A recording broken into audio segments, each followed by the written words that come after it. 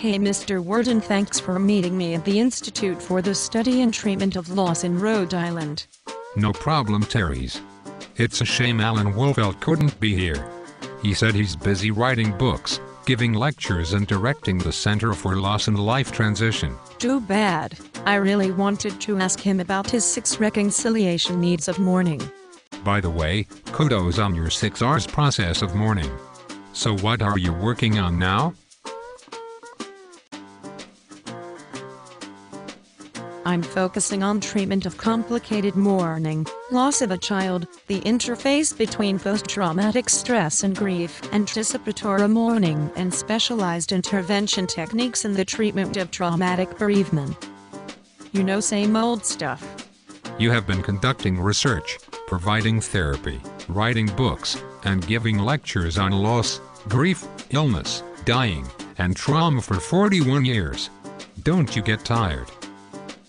Yes, but I want to know more about grief.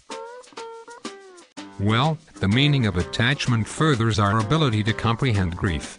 According to Bowlby's attachment theory, attachments develop from needs for security and safety which are acquired through life, and are usually directed towards a few specific individuals.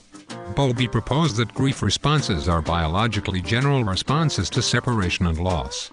Did you know that bereaved individuals can experience major physical, emotional, and cognitive changes?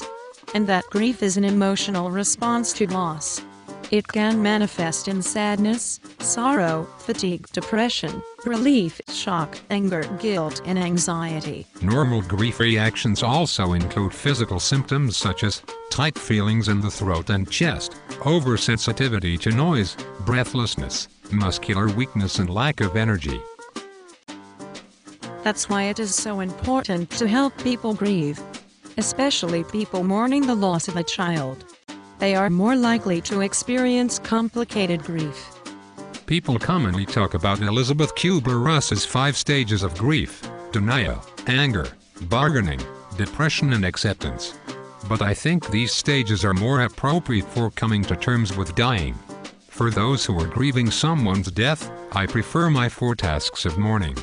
To accept the reality of the loss, experience the pain of the loss, adjustment to an environment that no longer includes the lost person, object or aspect of self, and reinvesting emotional energy into new relationships.